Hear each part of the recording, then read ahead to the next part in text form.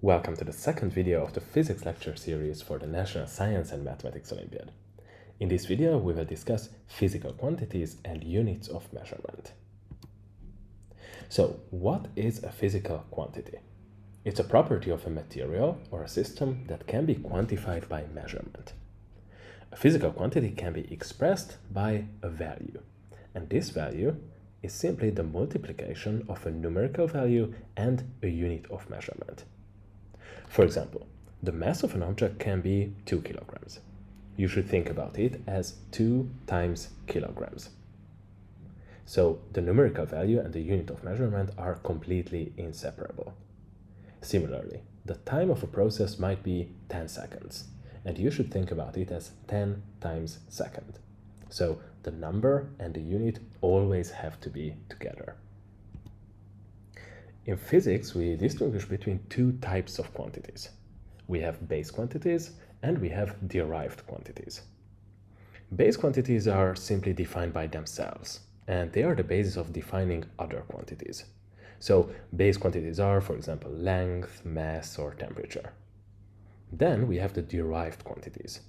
They are defined with the help of the base quantities. For example, velocity is a derived quantity. We can define it as the change of position over time. Similarly, density is a derived quantity. We can define it as the mass divided by the volume. Now, let's talk about units in physics.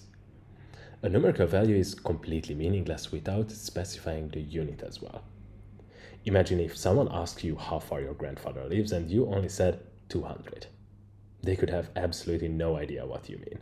200 meters? That would mean that he lives very close. 200 kilometers? That's another city far away. So just the number 200 by itself doesn't give any useful information. This is why in physics problems you always have to specify both the numerical value and the unit of measurement. If your final answer is just a number and there is no unit for it, then it's a wrong answer that we cannot accept. Compare this situation with mathematics, where you only have abstract numbers. The situation is very different, although sometimes you also need to use units in mathematics. For example, when you talk about angles, then it is necessary to know whether you use degrees or radians.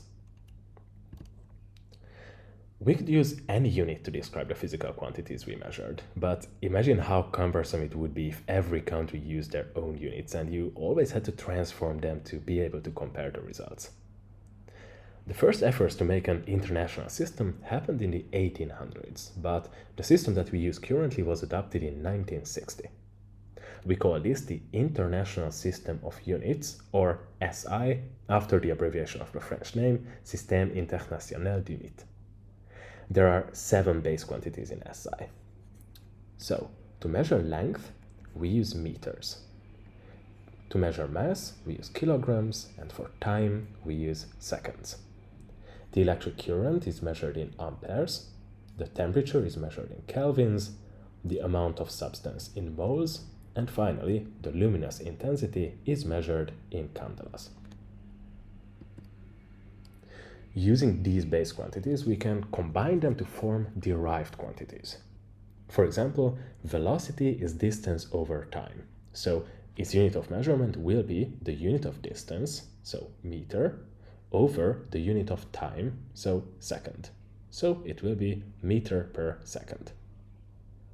Similarly, for the acceleration, we know that it is velocity over time.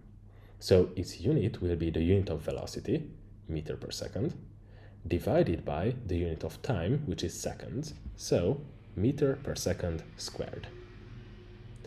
We can construct the unit of any physical quantity this way. For example, the unit of force would be kilogram times meter per second squared. But for some units that we use very frequently, we don't usually use this full form, but we name them after famous physicists. For the force, we use newtons, where 1 newton is equal to 1 kilogram times meter over second squared. Similarly, for energy, we usually don't say kilogram times square meter over second squared, we just simply say joule. It is crucial to be able to convert between different units. When we do that, we are changing how we describe the same quantity, but not the quantity itself. To do that, we multiply by a form of 1 that changes the unit without changing the value. So let's say that we want to convert 5 minutes to seconds. We know that 1 minute equals to 60 seconds. We can write this relationship two different ways. So we can write 60 seconds divided by 1 minute equals to 1, or we can write 1 minute divided by 60 seconds equals to 1. Each of these fractions simply equals 1, because the numerator and the denominator are the same amount, just in different units. Now, we pick the one that helps to cancel out the old unit. So, 5 minutes times 60 seconds divided by 1 minute will be equal to 300 seconds. So, we see that the minute cancels out, and we are left with seconds. Together with these SI units, we also use prefixes to indicate very small or very large values. This table contains some of the usually defined prefixes. For example, we use the prefix kilo when we mean 1000, so 10 to the 3. So it means that 1 kilometer is 1000 meters. Similarly, for example, nano means 10 to the minus 9. So 1 nanometer would be 10 to the minus 9 meters. It is very important to learn these prefixes because we use them so often in all kinds of physics problems. To add or remove prefixes, we do the exact same thing as we saw with the conversion of units.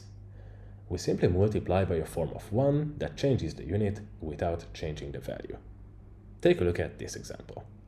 So we want to convert 2 kilograms to grams.